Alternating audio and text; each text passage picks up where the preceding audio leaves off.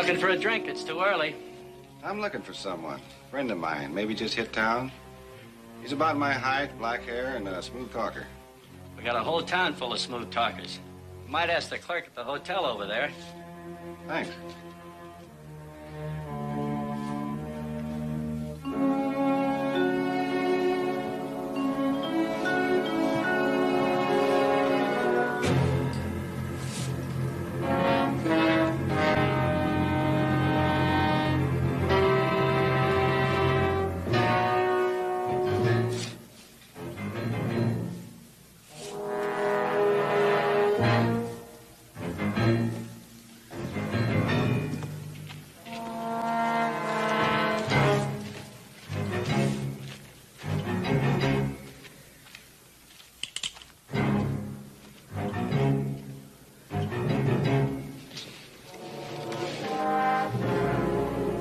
Will?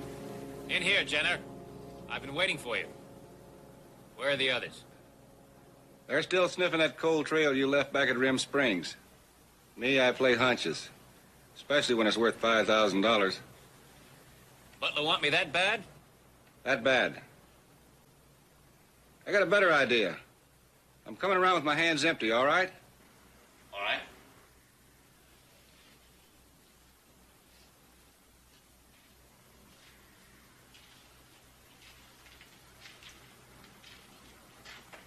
What's on your mind, Jenna? Let you and me make a deal. Them plates are worth more than $5,000 even if we split between us. You're too late. I don't have them. That's too bad. But there's still the $5,000. You think $5,000 is going to make you that fast with a gun? Butler said dead or alive. I'm betting you want it alive. That's a bad bet.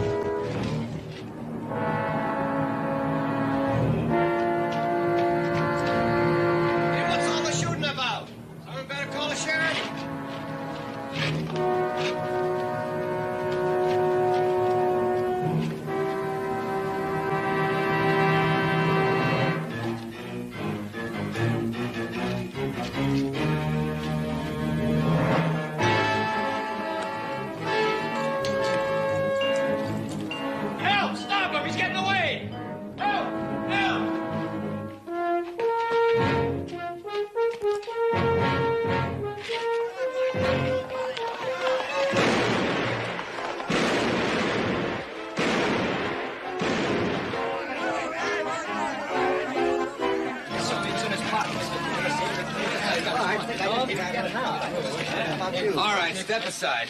He's dead. Who did it? He took off south, but he's carrying a bullet in his side. I seen him slump when it hit. They won't get far. This is the 4th robbery and murder this month, Marshal. We're getting mighty sick of it.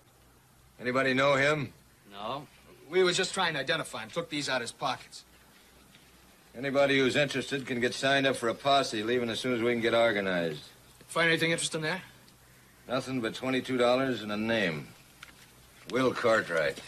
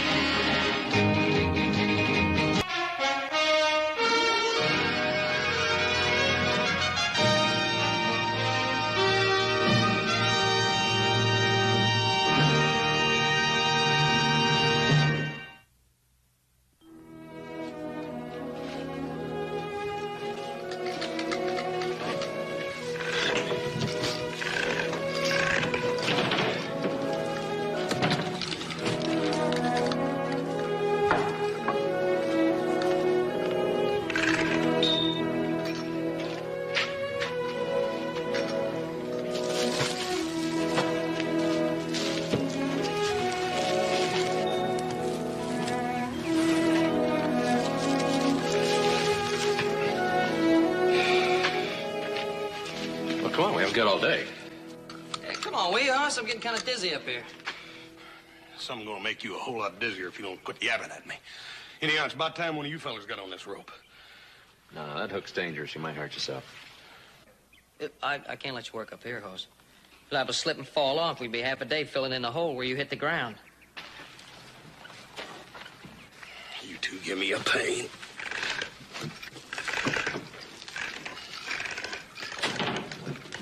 Hey, Paul!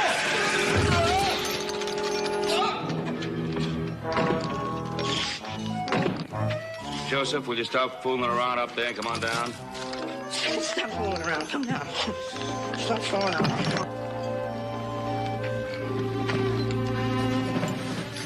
I got some news.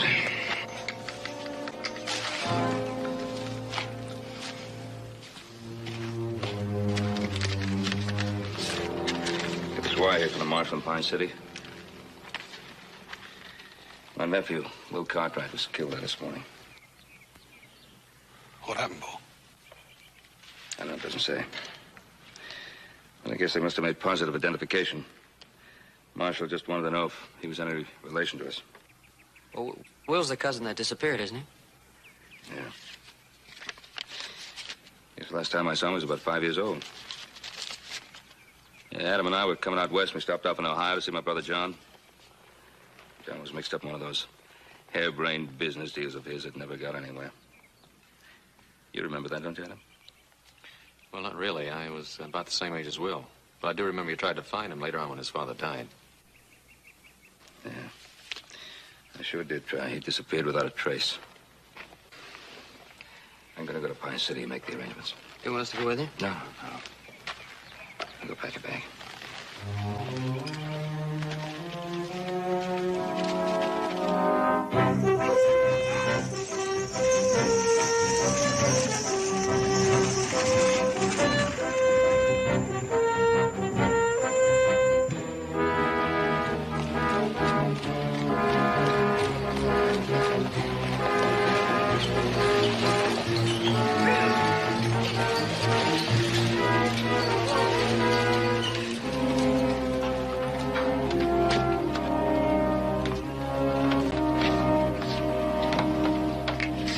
Cartwright? Yes. Oh, I'm Marshal Hollister. Oh. I got the wire you were coming. Well, thank you for meeting me. Well, I figured you'd like to get this over with as quick as possible. Well, I guess I would. My office is just down the street. If you're not too tired, we can take care of a few of the details right now. All right, good. Hank, take Mr. Cartwright's luggage over to the hotel. I wish I could tell you we caught the killer, but he cold trailed us about 4 miles out of town. We found his horse with a broken leg. I guess he stole himself another one.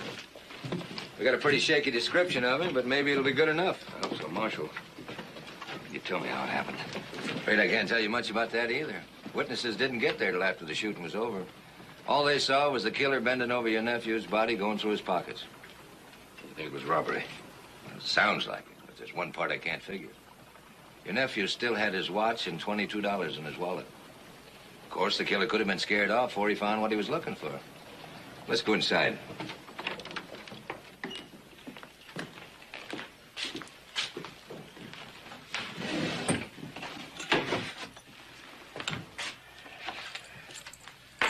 There they are.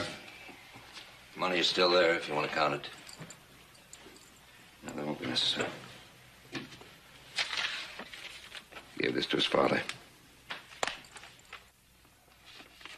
There's some papers to be signed, Mr. Cartwright. Receipt for the personal effects, a release for the body.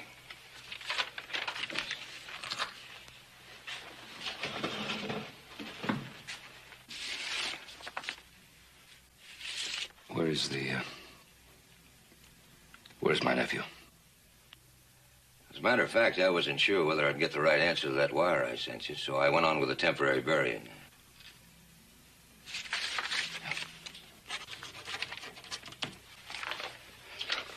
Well, that takes care of everything here. Now, maybe it'd be better if you checked in over to the hotel and let me take care of the rest. You'll be needing a wagon to take the body back. I can have everything ready in the morning. I think I'd like to pay my respects before I check into the hotel. Cemetery's just west of town on the far side of the hill. I'll find it. Mr. Cartwright, my horse is the bay right outside. You're welcome to take him if you want. Thank you.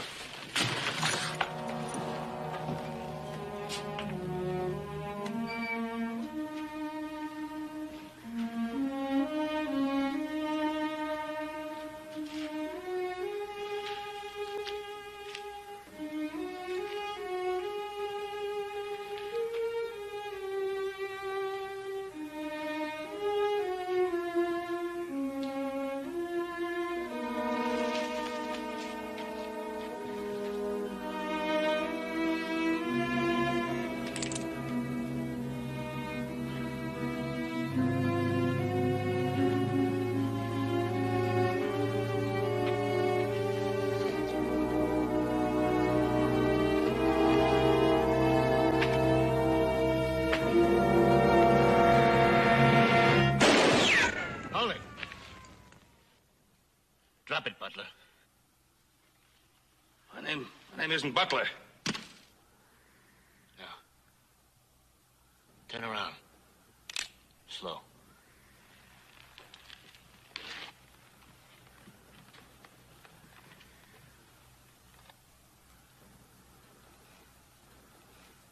Who are you? My name's Cartwright.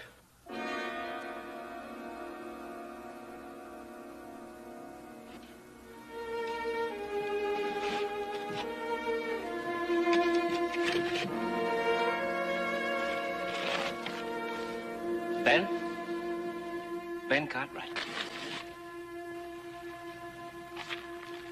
Yeah. You picked a rotten time to visit relatives, Uncle.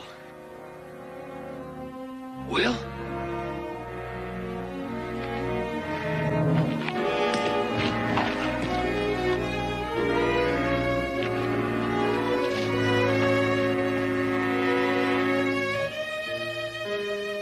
Easy, Will, easy. Not all at once.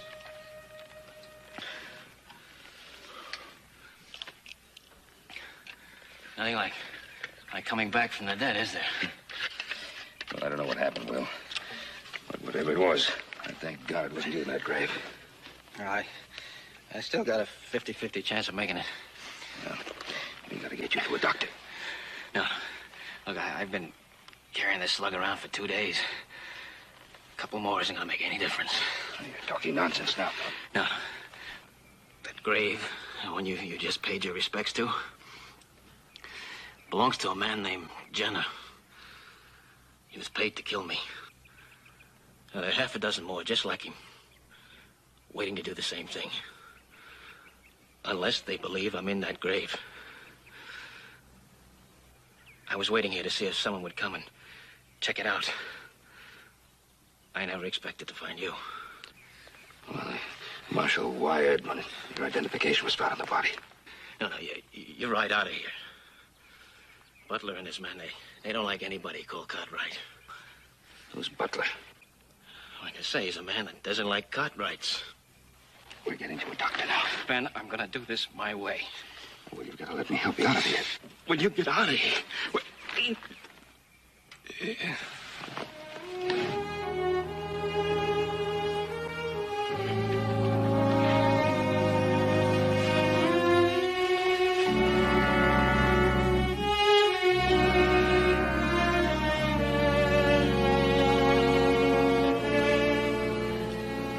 Fairly nasty wound. Must have been carrying that bullet for quite a spell. You said it was a hunting accident? Yeah, it happened up in the mountains. That's so. Slug looks like it come from a 44.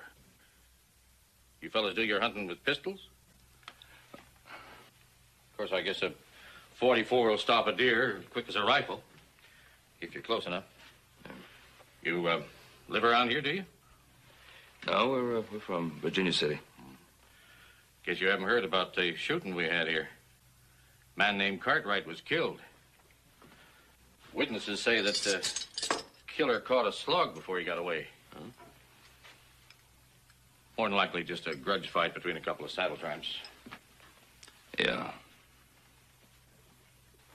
That's Maybe the fella got away, killed in self-defense. Could have. Of course, he'd have to be able to prove that. Well, maybe he can. Well, I don't know. The town's all primed for a quick hanging. Been too many robberies and murders. You're saying that he's convicted already, even though he's innocent? Well, I'm saying he'd be smart to find a town that's friendlier to start with. One like, say, Virginia City.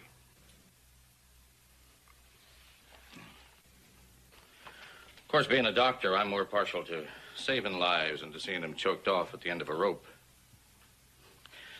Then I guess I'm just plain getting too old to enjoy a good Saturday hanging. I doubt if you ever did enjoy one, Doctor. You better have the doctor over to Virginia City check that wound when you get back. Thanks. I'll do that, Doc. How soon do you think he can travel? Tomorrow morning. Oh, he can sleep on a cot in the back room.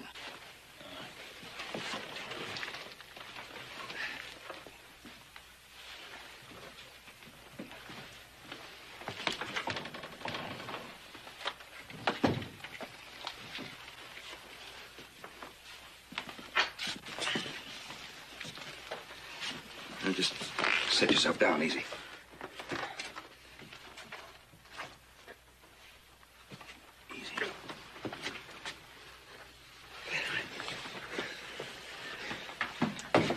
Don't worry.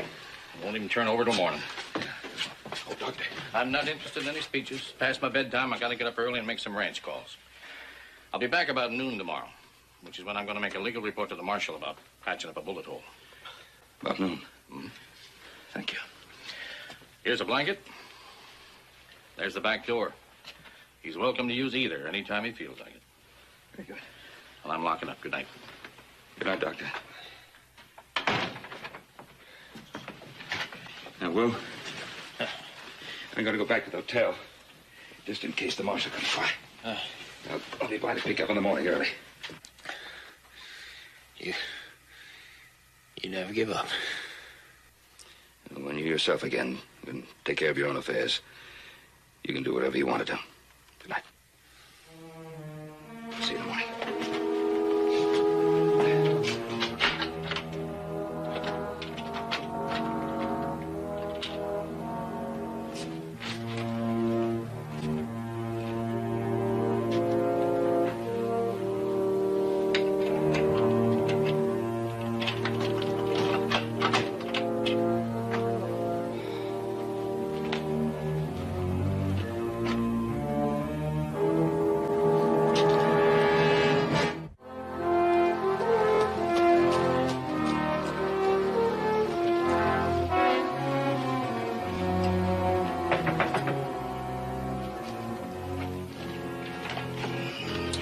Cartwright?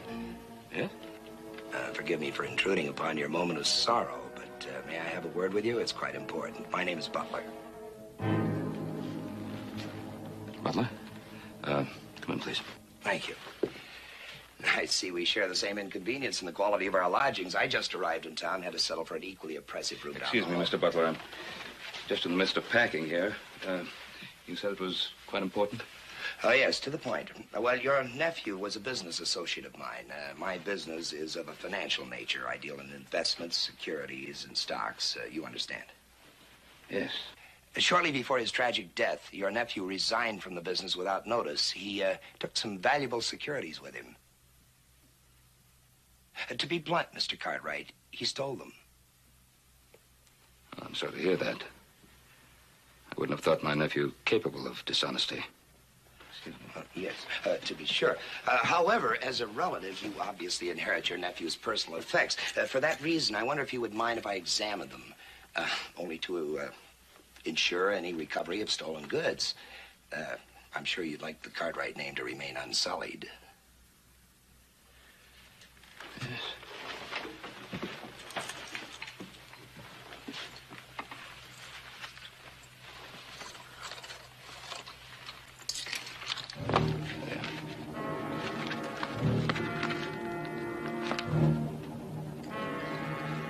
Nothing else? No package?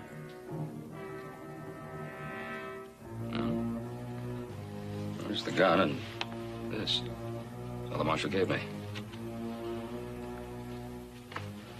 Perhaps the securities were the reason for my nephew being killed. Perhaps you're right. My condolences, Mr. Cartwright. I won't trouble you any further. No trouble at all, Mr. Butler. I'm sorry that I couldn't have been more helpful. I'm sure you are. Good day.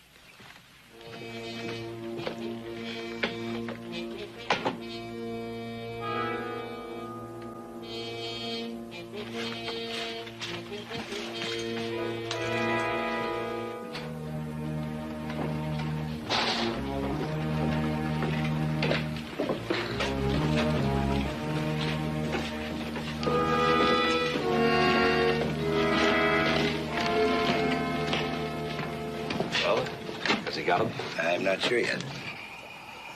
Maybe I ought to talk to him myself. Your percentage in this little operation depends entirely upon a successful and inconspicuous recovery of the plates, not on your ability to kill. As long as I get my cut. I have every intention of making absolutely certain you do. Did you find Jenner? Yeah, he's disappeared. And I scraped this town clean, too. Hey, maybe he took the plates and decided to go in business for himself. What do you think? Jenner's greedy, but he's not stupid. You forget I still have the press, the paper, and the ink, and the skill.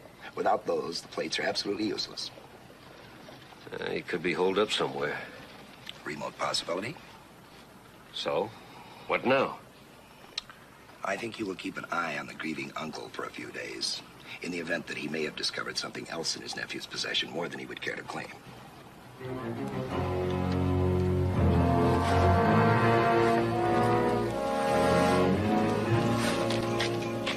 If I get a line on the killer, Mr. Cartwright, I'll let you know.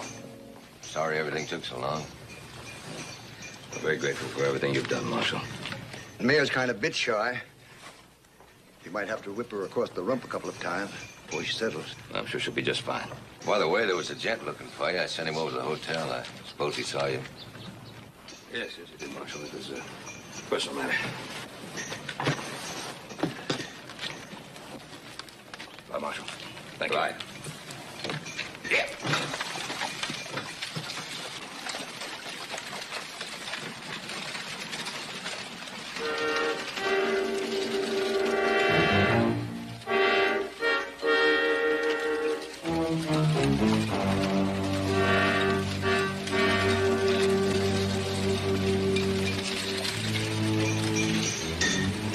Well, I think I'll go to the cafe and have me some breakfast. You want to join me, Bixby? No, thank you, Marshal. I've got a whole stable full of customers waiting for their own breakfast.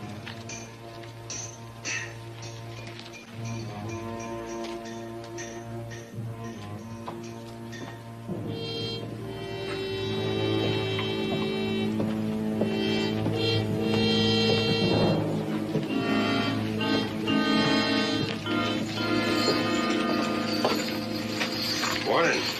Oh, morning. Something I can do for you? Yeah. Saddle up that chestnut in the second stall. I knew there was something I forgot. That's the one with the loose shoe in it. That's right. Well, it'll only take me a minute if you want to wait. That's all right. I'm in no hurry.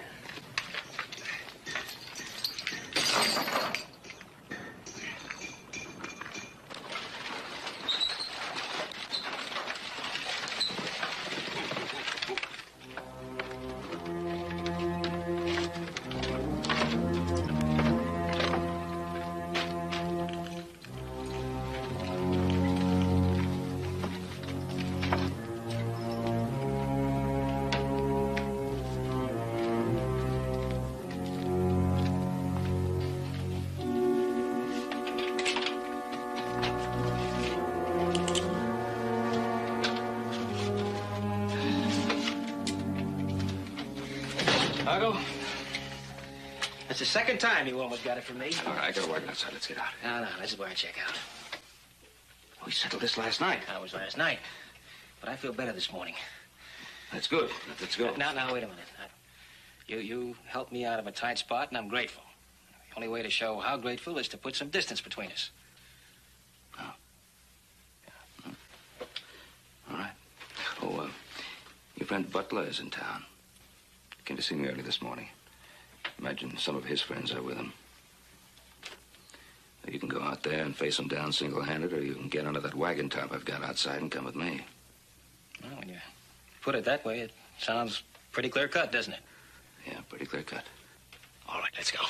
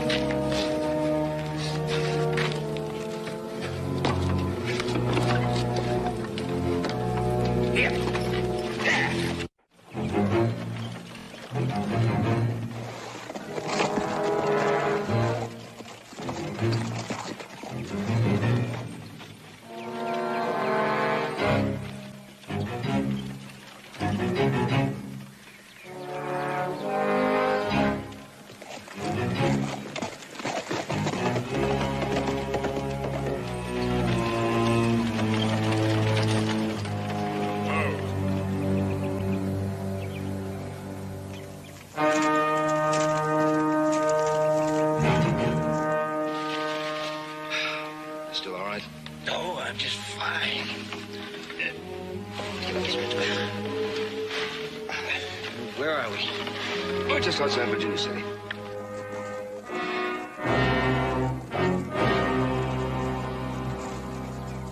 We should be making to Ponderosa by nightfall.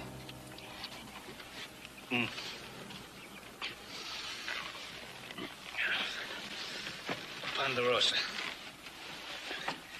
I remember my father talking about it. He said it was such a beautiful name for such rough and rugged country. Yep, rough and rugged it was. Rough and rugged it is. He always said you'd make a success of anything you ever tried. He had his big dreams, too. Only he died chasing gold in every wild goose corner of this world. Well, I'll tell you something about him. He may have died broke, but that man was never poor. Is that right, No. You know, I went looking for you after he died. You'd left without a trace. Well, I didn't want to be part of any other family. You see, I loved and admired my father. Maybe that's why I'm like him. I've chased my dreams around the world, too. As you can see, not too successfully. Well, let's get on to your Ponderosa and see what you've got.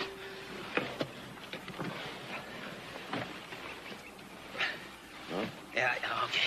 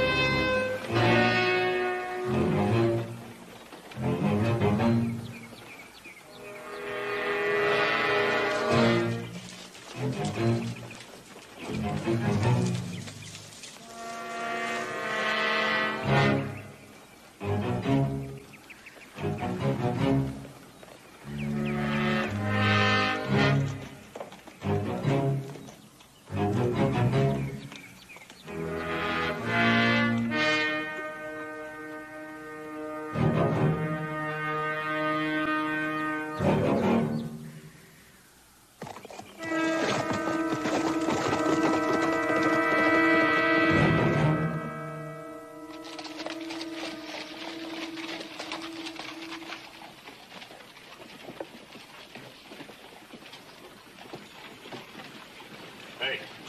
I want to send a wire. Yes, sir. Where to? Pine City Hotel. Mr. E. J. Butler. Have found Will alive.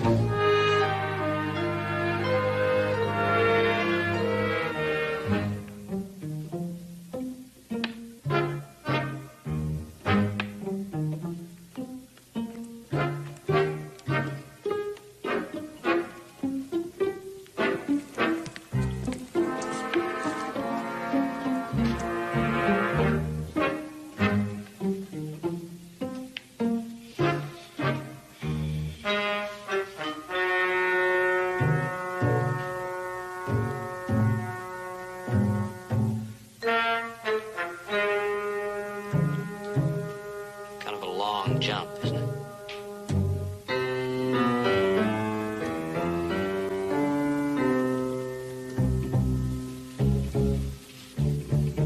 Give up? Never. You know, Pa should have been back by now. Yeah, hurry up. Supper's gonna be all dried up. He didn't say for sure when he'd be back. Well, I still think one of us should have gone with him. Yeah. Even though none of us did know this cousin Will, couldn't have been easier for Paul. Oh. Hey, get some now.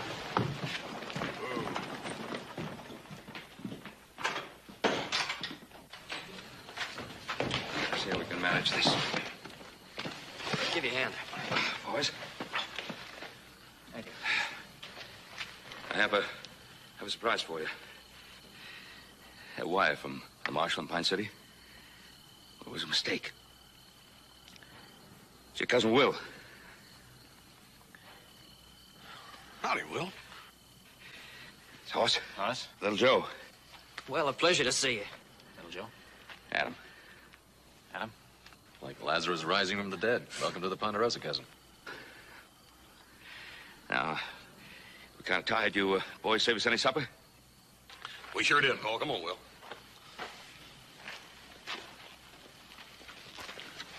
Oh, what do you got there, Pa? I'll tell you about it later.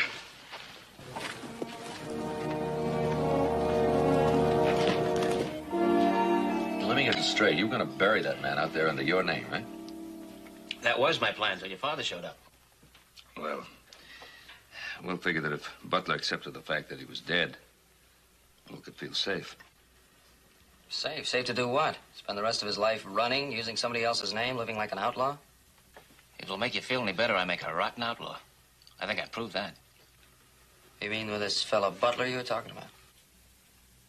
He cranks out a very fancy $20 bill. Oh, yeah? So it's counterfeiting this Butler was involved in, huh? Well, our friend prefers to call it the investment business. Nobody can say the Cartwrights don't go in for trouble in a big way. Tell me, how did you ever get hooked up with a fellow like Butler? Well, when you're between jobs, Uncle, you take what's handy. Handy? I can hardly call counterfeiting handy. Now, just relax. I didn't circulate any phony money. Butler said he needed a bodyguard. The money looked good, so I signed on. That's when I found out the money wasn't quite good enough. I didn't bother to say goodbye. And he wanted to kill you for that. Oh, well, not exactly. On my way out, I borrowed his engraving plates. That's what Butler was looking for. Well, this food has made me feel like a new man. Now, if someone can lend me a razor, maybe I can look like one. Oh, there's some hot water and razor in the kitchen. Come on.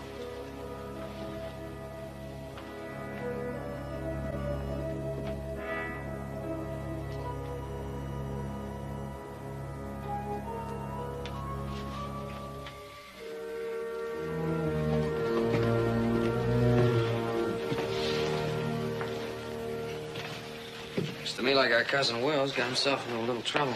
Yeah. All that talking he did about taking those plates from that fella Butler, he didn't mention nothing about turning them over to the authorities, did he? That's right. And what about this running away, Pa? You're not going along with that, are you? I wanted him to give himself up. But I couldn't let him do it in Pine City. They'd have strung him up. It's an open and shut case of self-defense. So I'm hoping that he'll give himself up to Sheriff Coffey here in Virginia City. Did he agree to that? No, not yet, but I think he will. At least I hope he will. I think we ought to try to persuade him to. I got a feeling our cousin needs a little more help than just a shave. Well, that's exactly what we've been talking about, and I think we're the ones that ought to help him. If he'll accept it. He seems to be pretty satisfied with his own plans. Look, Pa, we know he's a Cartwright. We know he's a relative, but how do we know he's telling the truth? I may not be the best judge of character in the world, but I think, and not because he's a Cartwright or a relative, I think that basically he's an honest man. Yeah, but, Paul, how are we going to persuade him to give himself up? I don't know. At least let's show a little faith in him. All right.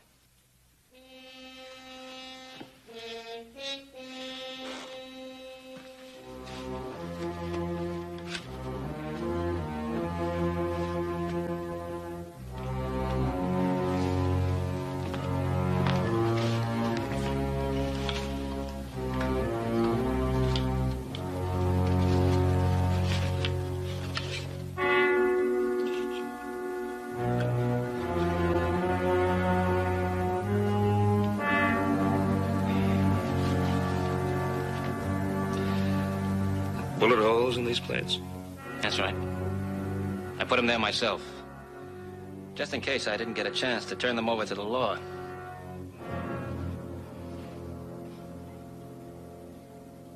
Now get me a horse and I'll leave. Put the coffin out in the barn. We'll attend to it in the morning.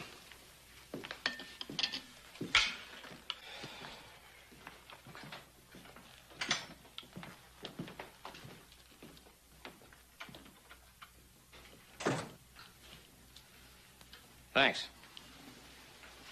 For what? Well, for finally agreeing with me. What are we agreeing about? To bury that coffin out there under my name. Still think that's the thing to do? Of course it is. Listen, when Jenna doesn't show up, and Butler remembers that you brought a body back here, he's gonna come nosing around, the way he would have at Pine City if you hadn't shown up. So he noses around and finds a grave with Will Cartwright's name on it, then what? Well, show it to him. I'll be out of here by then. Where are you going? Maybe China. I've never been to China. The world's full of places, Ben. That's right. World's full of places. Full of people, too. What about people, Will? Have you ever found people more important than places? Well, sure. A girl now and then, a few friends. What are you getting at? I'm just trying to figure out who you are. Well, that's simple. I like the sea. I like French food. I like to dance a fandango. The girl's pretty. Cards, anything that's going. That's me. You might put all that together and say that I'm my father's son. Are you? Did you forget that I knew your father? We were boys together. We grew up together. I went to sea, but whenever I came back, we managed to meet somewhere, somehow. We'd talk and plan and dream. But there comes a time when a man stops dreaming and settles down to make one dream a reality, like I did, like your father would have done if he'd lived. What about you? Not me. And not my father. I knew him better than you did. Yeah, maybe you did. Maybe you did. I guess we'll never know what your father would have done, will we? But there's one thing that we both know about him. He was a proud man. Yes, he was. Yes, he was. And he was proud of his name. And he would never have done what you want to do. Discard his name, bury it, run off to China or wherever. on the pretext that it's adventure. Not John Cartwright. Maybe Will Cartwright, but not John.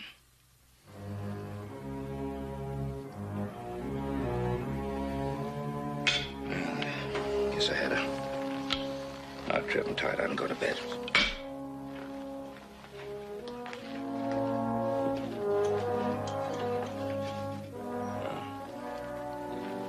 Tomorrow we'll put whatever name you want on that grave.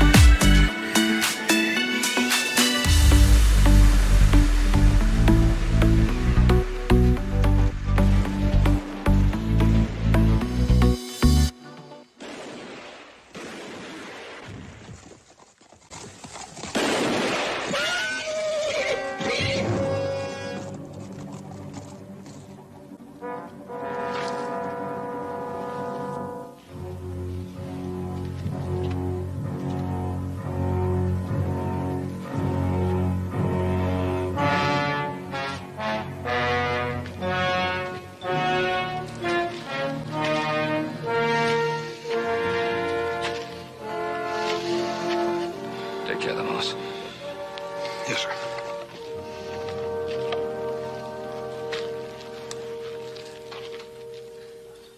You should have let me go with them. You could have all been killed. Well, after you just decided to keep the Cartwright name, we couldn't let the likes of them change that. We ain't about to lose a cousin that easily. Especially we've hardly had a chance to get acquainted yet. And give it a little time. You'll get used to us. How about it, Will? You got the time? All for one, huh? Well, it's better than one all alone. Well, that kind of thing is going to take some getting used to. Well, take your time, Will. Take your time. You might get to like the idea. Let's get to town, boys.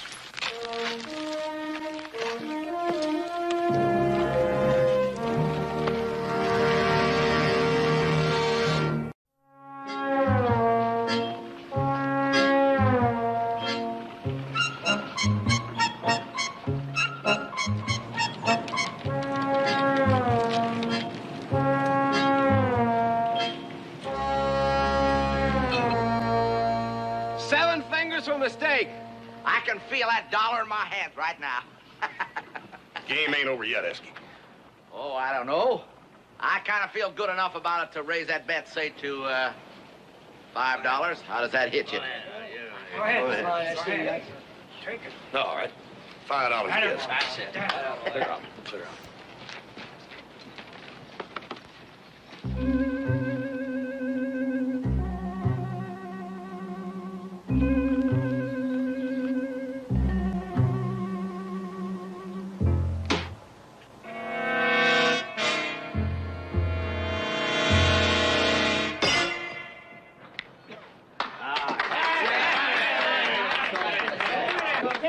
Hell, Esky, it's gonna take a ringer to beat me. You don't want to make that 5-10, do you? Come on now. You got yourself a bet. Now, just kind of stand back and I'm going to show you what a $10 horseshoe looks like when it's being thrown.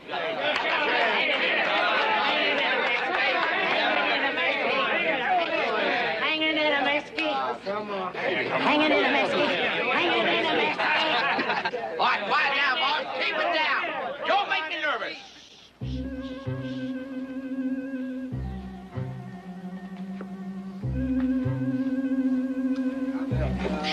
Keep it down, boys.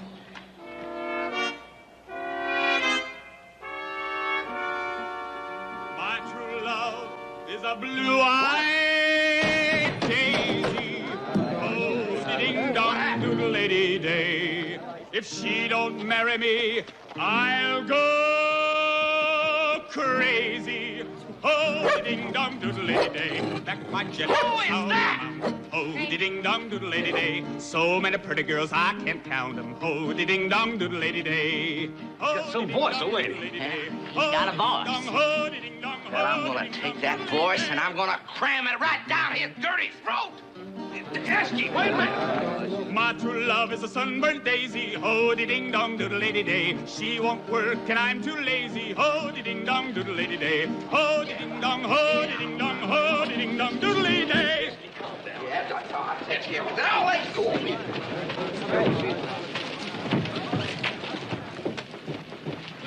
Well, howdy. Beautiful day, ain't it? Don't you give me none of that beautiful day stuff. Your caterwauling cost me $10. Well, I'm right sorry about that, friend, but I'd take it kindly if you get your hands off my coat. Yeah, I'll take my hands off your coat after I take $10 worth out of your hide. Let me at! Calm down. Take your hands off me!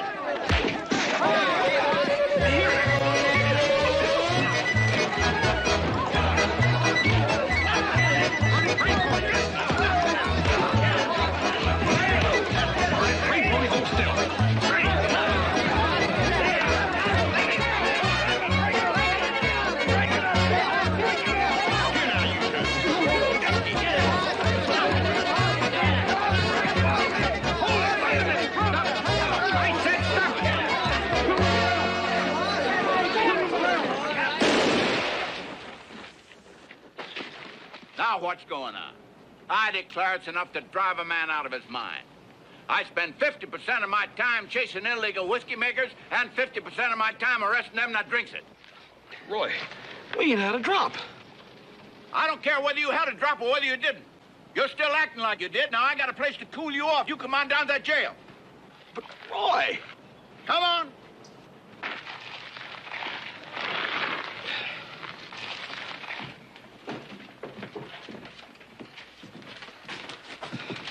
Dad burn it, Roy, I know it probably didn't look it, but the fact is that we wasn't really fighting out there. Hoss, now entertaining as they usually are, I just don't have no time for a Hoss Cartwright explanation. Hoss Cartwright? Would it be Ben Cartwright's son? Yeah. Well, second cousin Hoss. Shake hands with your second cousin Muley. Cousin Muley?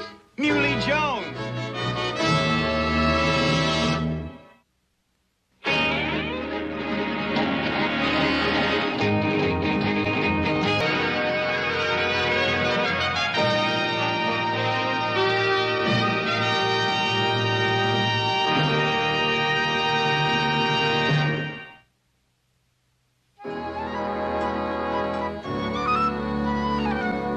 Come all the way from Wheatville, Missouri, just to see you. Hey, look. Now, wait a minute, you boy. You hear that? This feller claims he's second cousin of mine. Look, Hoss, I don't care if this is your favorite Aunt Bertha. There's a $10 fine for each one of you boys for street fighting, and you're either gonna pay it or I'm gonna lock you up in that pokey one. Now, which is it gonna be?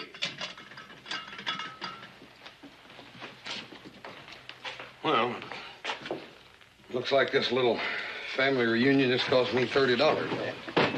Well, second cousin Hoss, I sure appreciate you paying the fine for me, and I intend to pay you back just as quick as I find myself a job. I'll pay you back tomorrow, Hoss. Don't worry about it, fellas. I'm just lucky to have it.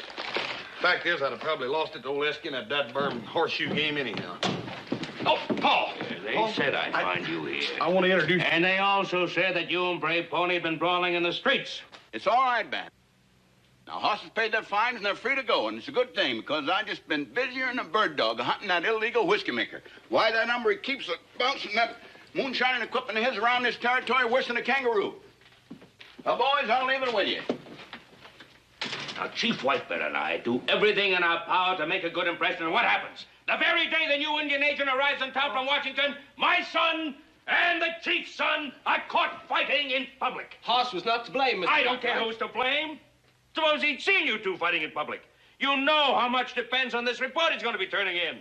Now, the only reason your father and I have been successful in fighting this plan to relocate your people is because the Indian affairs in this area have been so good. Well, it's actually all my fault, I Cousin don't Ben. care whose fault it was. The only thing that matters to me is, what did you call me? Oh, Cousin Ben. I'm your cousin Muley from Wheatville, Missouri. Cousin Muley? I don't know Cousin Muley. He just got here this morning, Paul. I got a letter of introduction.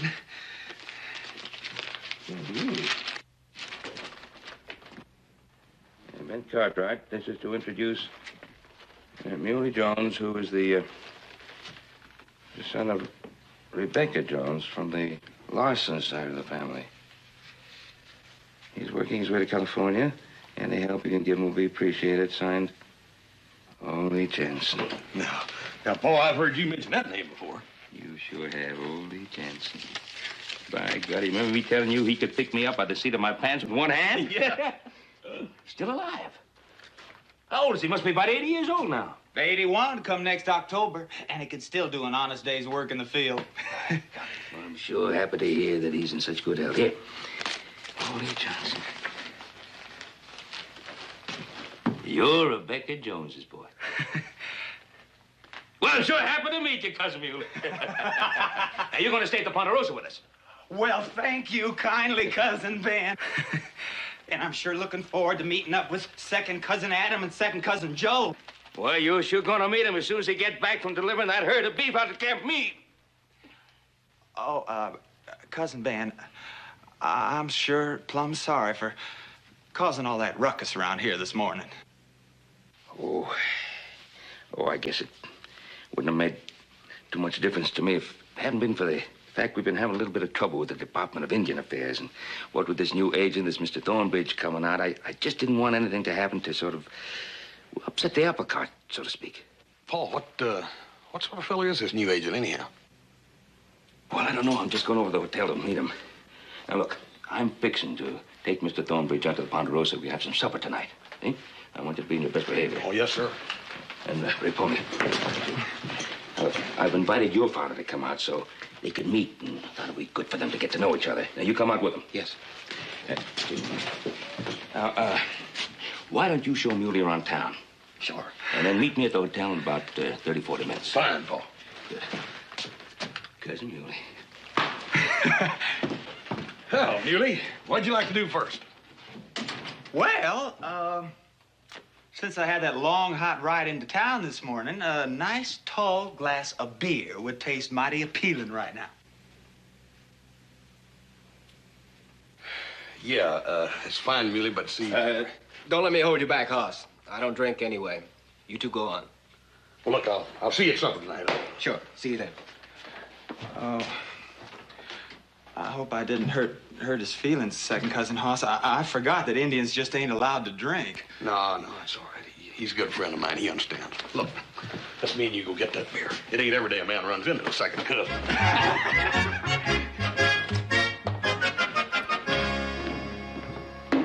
Hi, Hoss. Howdy, Samuel. A couple of beers, please, sir. Oh, now that's... Esky, wait a minute. Esky, now calm down. Calm down. That burn it. Now, I want you to meet my cousin. This here's Muley Jones. Your cousin? Yep. Yeah, I figured whoever he was, you must have put him up to making me lose that game. I didn't put him up to nothing. Now, I want you to shake hands. If you will, I'll forget that $10 you owe me. Now, come on. Shake hands with that Shake guy. hands? Come on here now. Shake hands. Shake. There. You know, Hoss, I ought to make you give me that $10. I'd have won that game, sure. Yeah, I gave your $10 to Roy Coffey. By the way, where was you when he arrested us? Yeah, well, I was around there somewhere. Sure you was. Gosh, cousin Hoss, that's $40 I've cost you already, and I ain't even been in town an hour. Oh, forget it, Cousin Muley. It wasn't your fault, nohow. You gotta admit, Esky, it was pretty funny when that horseshoe went flying out over everybody's head. You should have seen the expression on old Esky's face.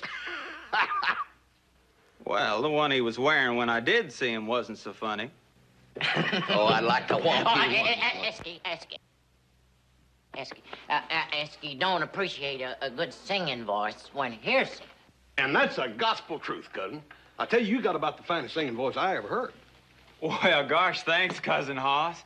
You know, there just ain't no joy in the world that compares to singing for me. There's just something about standing under a big blue sky filled with God's sunshine and gathering up a chest full of fresh, clean air and just letting go. Well, thunderation, man. Let go of one right now. Oh, no, cousin Hoss. Well, you see, that's part of the reason I had to leave Missouri. Well, the folks back there, they just didn't seem to appreciate my singing. Well, that just goes to show you how much they know about singing in Missouri. You're in Nevada now, so just cut loose with one. Uh-huh. Just let out. Well, all right. Beautiful dreamer, out on the sea, mermaids are chanting the wild Lorelei. Over the streamlet, vapors are born.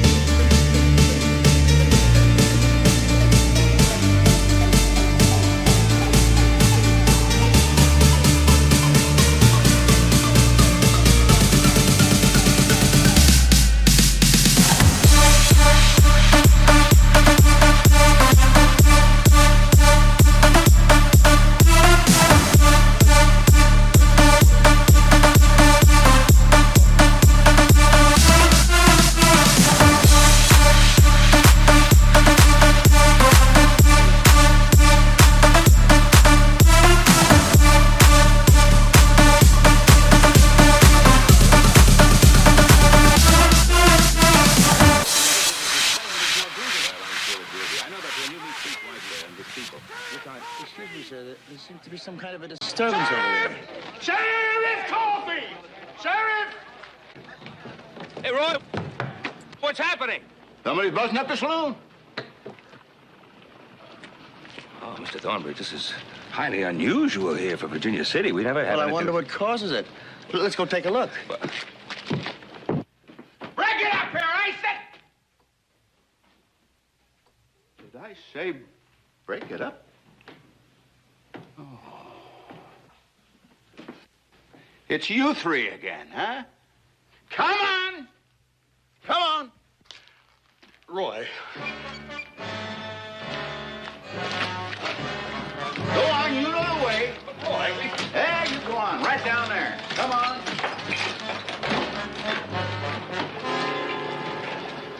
Mr. Cartwright, that young man is an Indian. Yeah, sure is. What is he doing in a saloon? Well, I don't know. It's most unusual, Mr. Thornbridge. Brave Pony's a fine, upstanding young man. He's... Brave Pony, the chief's son. Oh, this is going to look terrible in my report. One mirror, $50. Two windows, $20. Glassware, $70. Liquor stock, $200. Miscellaneous breakage, $50. Public disorder fine, $10 apiece, for a grand total of $420. And what kind of an explanation do I get? That Cousin Muley sang the place into a shambles. Paul, he'll hear you.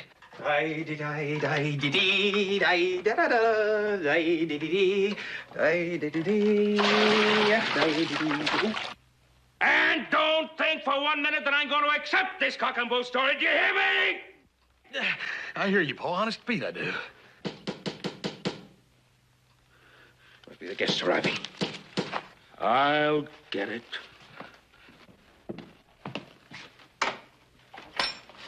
Chief White Bear, welcome once again to my home. Ben Cartwright, I am honored to be your guest, my dear old friend. Thank you. Thank you. Brave Pony, good evening. Mr. Cartwright. Won't you please come in and sit with us? Now go your ho. Chief White Bear. Please sit down. Ollie. I'm sorry Mr. Thornbridge isn't here yet, but he should be along shortly. I'm dreaming now of Hallie, sweet Hallie, sweet Hallie. I'm dreaming now of Hallie, and the thought of her is one that never dies. She's sleeping in the valley. I'm terribly ashamed of what my son, Brave Pony, told me about today. Oh, don't worry about that. It wasn't Brave Pony's fault. Singing where she lies. Oh,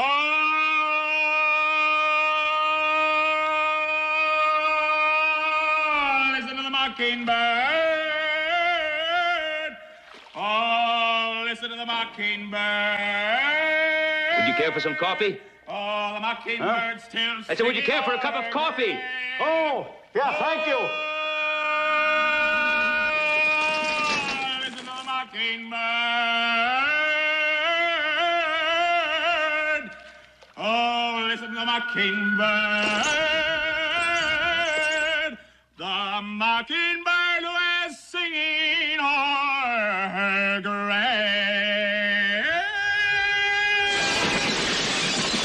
And the mockingbird is singing where she lies. Oh,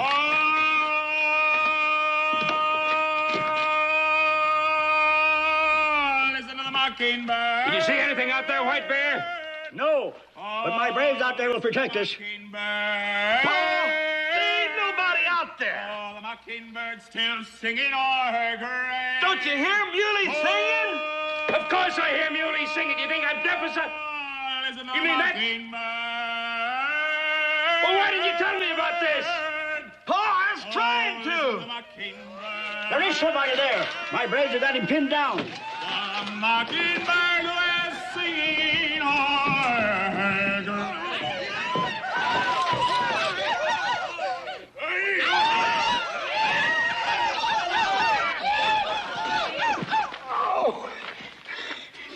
Cartwright.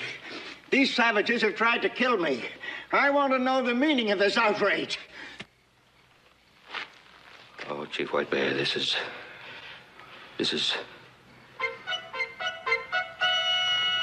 terrible.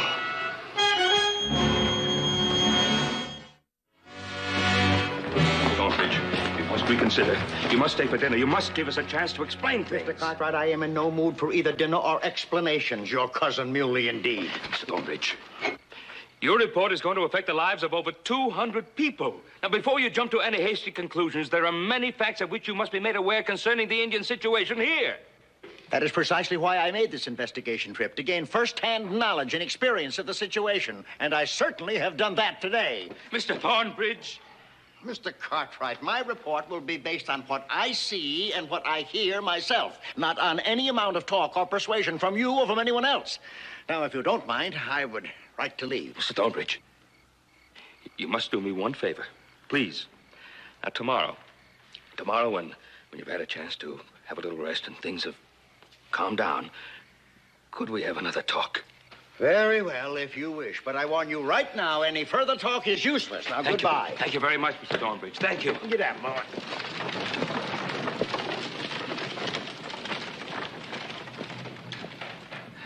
I'm sorry, White Bear. You will talk again tomorrow.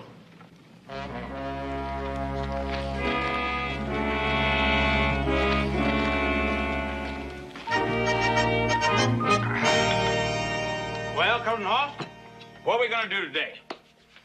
Any chores I can help you with? Oh, no chores, cousin. Not for me and you.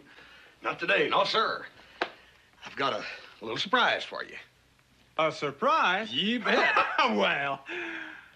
You see, Paul went into town early this morning to talk to Mr. Thornbridge, an Indian agent. Yeah. He left here the other day and was all fired angry that he wouldn't even talk to nobody. And, well, Paul went in early this morning to explain to him. What, you mean explain how it was all my fault? Oh, no, cousin. You see, Paul just wanted Mr. Thornbridge to know that, well, that it wasn't all the Indians' fault. Now, of course, he didn't fault you none, neither. No, we know it ain't your fault. You was born with that voice. Of course, you ought to learn to be a little more careful with it around humans. Yeah. I sure appreciate you and your pa being so understanding. Yeah, well, we are. We understand, especially Paul. As a matter of fact, he left you a little gift. Yeah. A gift? Yep. But it ain't my birthday or nothing. Go ahead, old man.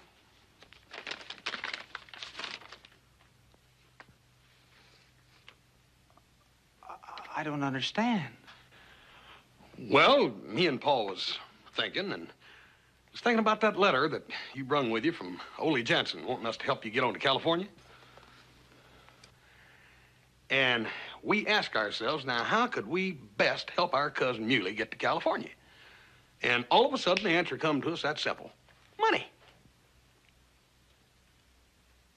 Now, there's enough right there for your stagecoach fare and to put you up in a hotel until you can get a job. Now, we want you to have it. Well, I don't know how to thank you, Cousin Hoss. But I can't take your money. Well, I owe you already for a lot of damage I've done. Well, I better get my things together and get going. Wait a minute. Where are you going? Oh, San Francisco. Thank you, Cousin Hoss. More than I can say.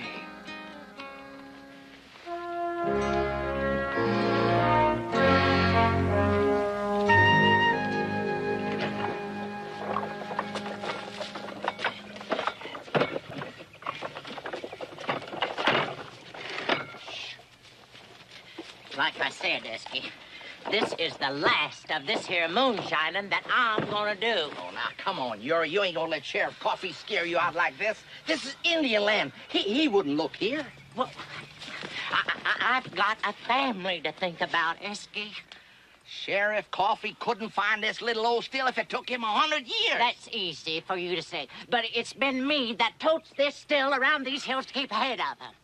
Now, that's the deal we made, wasn't it, Yuri? You make the whiskey and I sell it. I say, let's get out while the getting is good. I wasn't going to tell you this, Yuri, until I actually got the money, but I made a deal. With Sam, the bartender, he's going to buy every drop of whiskey that we make at double the price. On account of Hoss, Cartwright, and his cousin Muley busting up all his... Like fun, you's gonna tell. You's gonna sell these jugs at double and pay me the regular. I know you, Esky. What? I swear, Yuri, I don't know how you can look so clean and think so dirty. All right, so you know. Now, I gotta make this delivery. You get back there and get busy and make some more whiskey. No, I'm through. Right now. Double price or not. Now, hold on. This business is getting too risky. Well, that is the last time I team up with a yellow belly. Yellow belly. Now, hold on. Now, what are you doing there? Wait a minute. What are you doing? Ain't you forgot something, Esky? Well, forgot? Well, what are you talking about? Oh, you haven't paid me for this last batch. I ain't? Well, I thought sure I did, Yuri. Now, of course, you know, boy, I'm a little hard-pressed for cash now. I've heard this all before, Esky, and my heart still ain't breaking. Let's just unload this wagon and wait a minute. Until you get some hard cash. I swear, you are the most nervous man I ever saw. Now, didn't I tell you about the deal with Sam? What's the matter? Don't you trust me? No. Hold on. Boss, sometimes, you make me so mad I could just spit.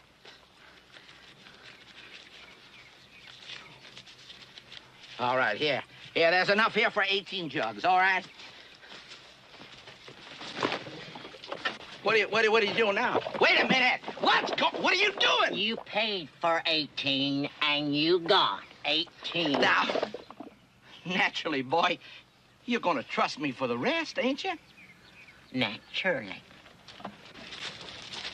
Well, of all the underhanded, selfish, conniving, thieving, crooked, backbiting friends I ever had, I never saw anything like it. You better shut that loud mouth of yours before you bring Sheriff Coffee down on us. Well, the next time I do business is gonna be with an honest man. Yellow Belly! Get here! What? Loud mouth!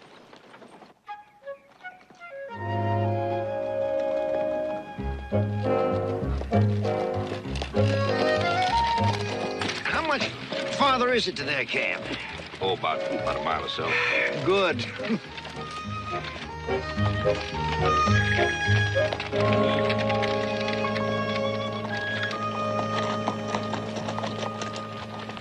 Paul, Mr. Thornbridge, where you heading?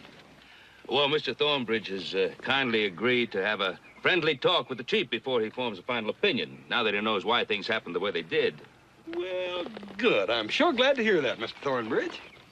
I try to be fair in all my decisions. Hoss, things go the way we planned? Well, not exactly, Paul. You see, well, Cousin Muley here decided not to take your gift after all. Not that I don't appreciate it, Cousin Ben.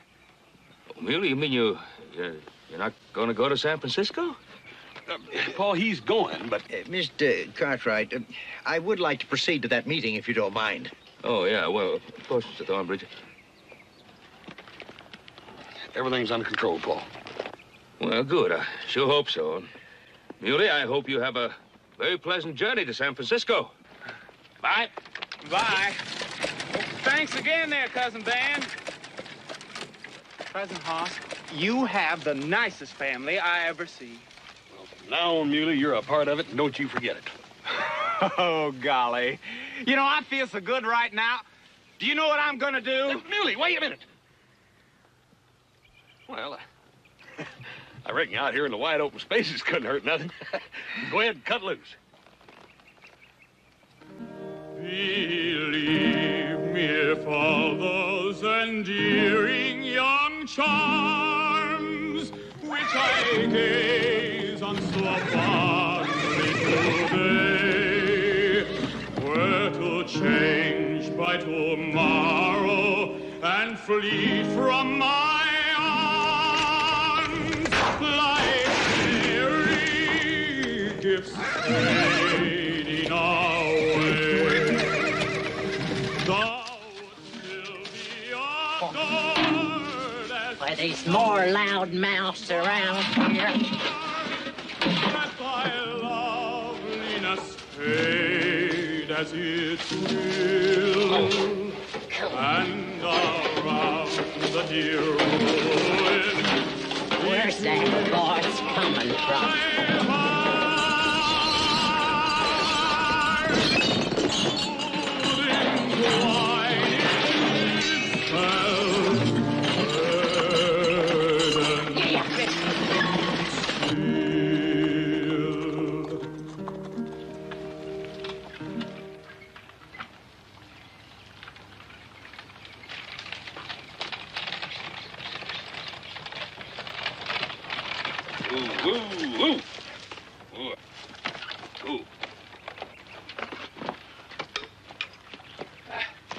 Chief White Bear?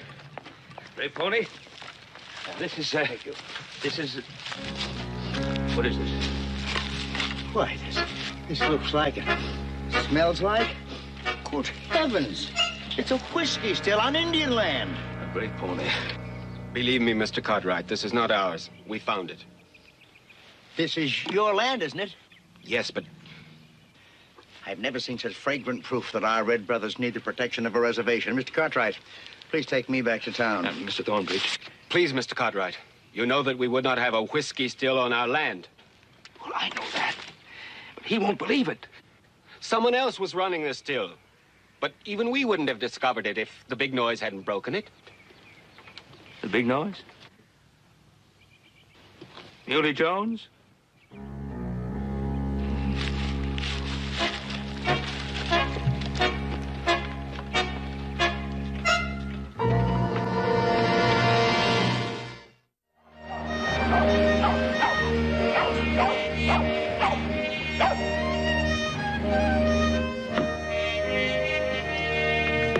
I'm warning you. You open your mouth just once, and I'm calling the sheriff. Now, calm down, Sam. Like I told you, Cousin Muley's on his way out of town right now. We're just passing a few minutes waiting for the stage. Then pass it with his mouth closed. Look at that, fruit jars, and I'm lucky to get those. Every housewife in town made me pay a fortune for them. Give me a whiskey. Give me a whiskey. Very funny. What's so funny about it? I just got to town and I'm thirsty. Look, stranger, the only thing I got to drink is beer. And I only got that because it comes in wooden kegs. I don't like beer, only whiskey.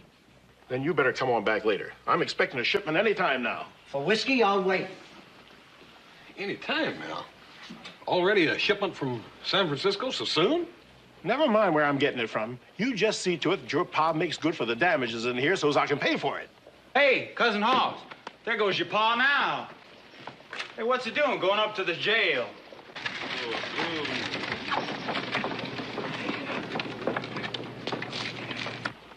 I don't know, but let's go up there and find out. Sam, we'll be back and finish those beers in a minute.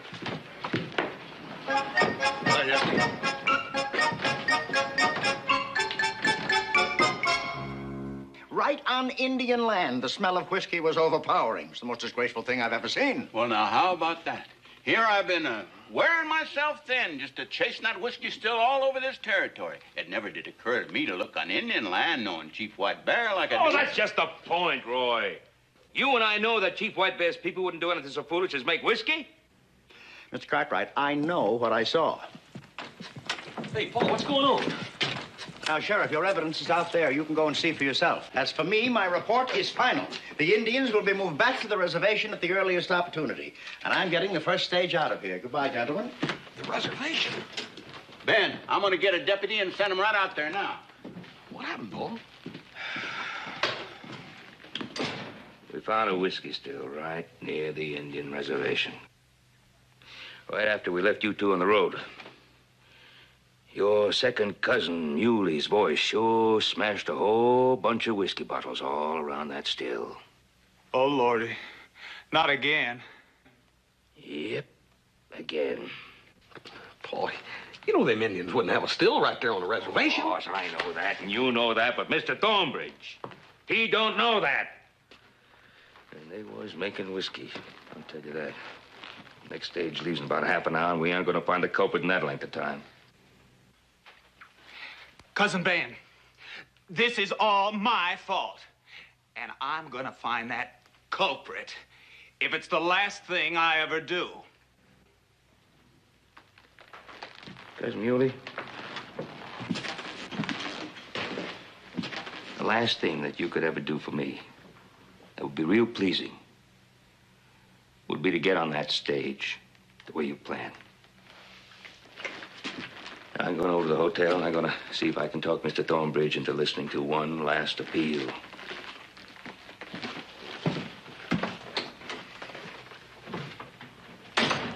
Cousin Hoss, I'm sorry. Oh, I know you are, Muley. That ain't gonna help Brave Pony's tribe none, no. Look, why don't we go and finish that beer we started a while ago? Maybe we'll think of something, huh? Come on. Yeah. Hi, boys. Hey, Cousin Hoss. Does anything strike you peculiar about that fella? Esky? Everything about Esky strikes me as peculiar. Come on.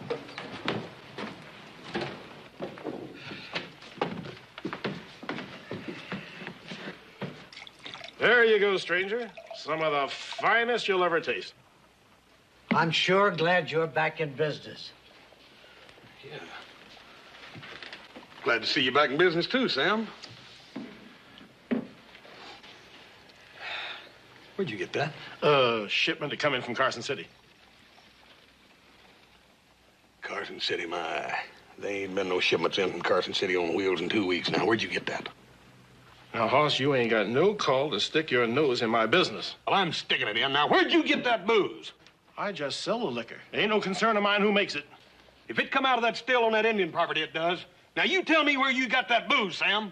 You can't force nothing out of me. There ain't no law says I gotta tell anybody where I get my whiskey. Now, you ought to know that, Hoss. That burn you, Sam. Muley, thanks to Sam, we got some thinking to do. Cousin Hoss, it better be fast thinking. That stage is due to take Mr. Thornbridge out of here in just about 10 minutes. I know it. Come on, Muley. Hi, Esty. Fine, fine.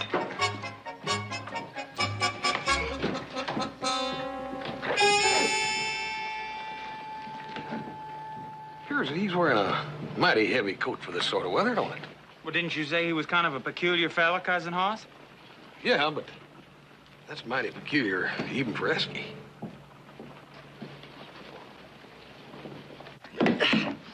There we go. Thanks, Esky, but that's all you can bring in right now. What are you talking about? I got another load. I'll show you what I'm talking about. Come here. Look. Horse Cartwright and his loudmouth cousin. Well, what's so important about that? You try to make one more delivery, and he's gonna find out who made it. Now, Sam, nobody ain't gonna find out nothing. I only got one more load. Now, nobody ain't gonna figure out how it got delivered. But I tell you what, Sam, you're a nice fella. If it's gonna make you feel any better, I'll bring it in the back way this time, huh? No, Esky, no! Come back here! I don't want Esky!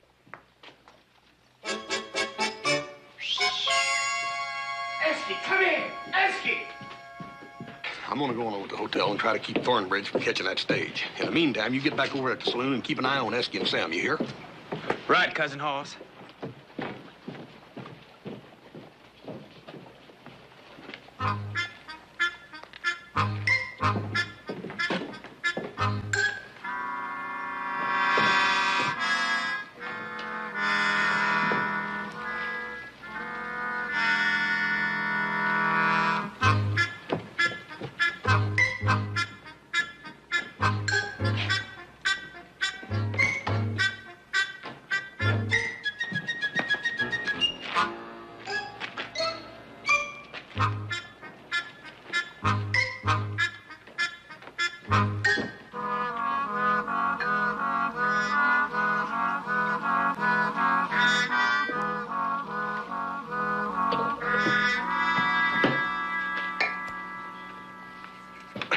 Mr. Thornbridge. Mr. Thornbridge, I guarantee you, if you just give us a little... I have heard all the arguments in behalf of the Indians that I care to. Now, I respect your faith in White Bear and his people, but concrete evidence has given me the only conclusion that I can accept. Goodbye. Mr. Thornbridge, one more day's delay doesn't mean anything to you, but it could mean the peace and happiness of an entire Indian tribe.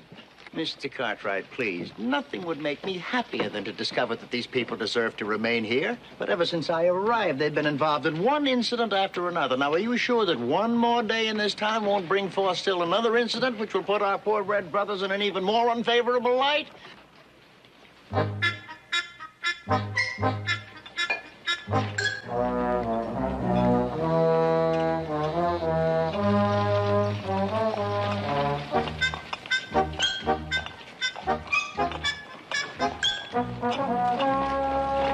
Stop!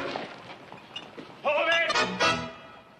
Beautiful dreamer, come here to me.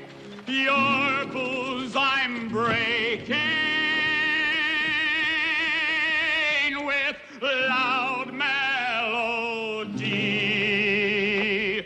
You'll be in jail. Wait just a minute. Mr. Thornbridge, you got to hear this. This is for your benefit. For mine? Yeah. Come on. Hooch all over this town. You bootlegging dreamer.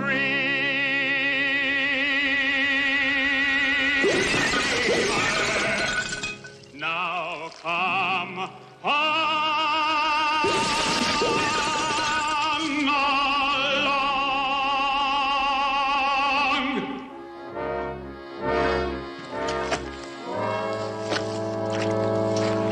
What's going on, fellas? Yeah, what's going on, fellas? What do you got in here, anyway? Well, how did those get in there? Well, Mr. Thornbridge, there's your proof. Proof? Well, that just shows the man was carrying whiskey. What does that got to do with Indians? All right, now, come on, you tell him, Esky. You tell him, or so help me. That's right, Ben. Now, look, mister. You've caused enough trouble in this town already. And if you don't tell us where you got that whiskey, I'm gonna find ways to keep you locked up in that jail for the next 10 years. All right, but it ain't my fault. It's all that Uri's doing. Him and his still on that Indian land, saying we was gonna make us a fortune. Well, Mr. Thornbridge? Well, Mr. Cartwright. Come on.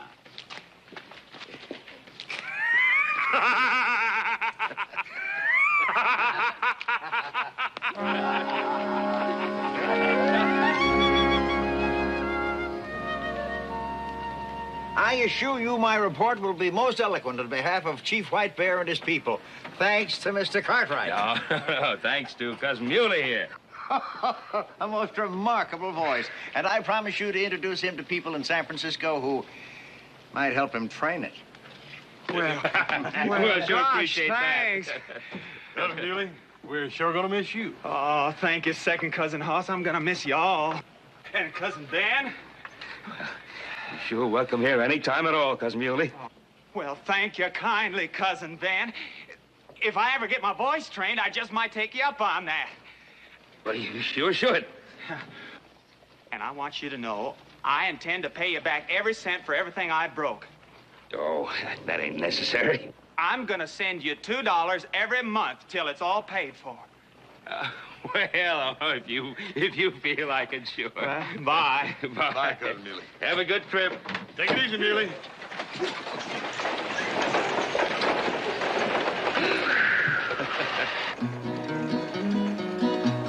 Will you come with me, my Phyllis dear, to yon blue mountain free, where the blossoms smell the sweetest? Come rove along with me. It's every Sunday morning when I'm by your side. We'll jump into the wagon and all take a ride.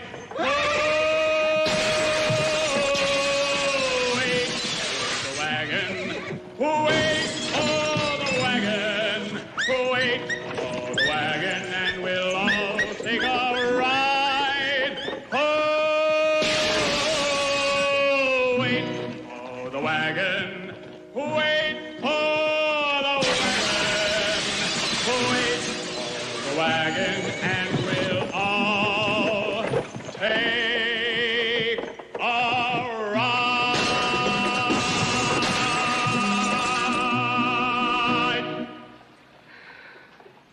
You know, Paul, the way I got it figured, that at $2 a month, he ought to be breaking even in about 150 years. If he gets out of town quick enough.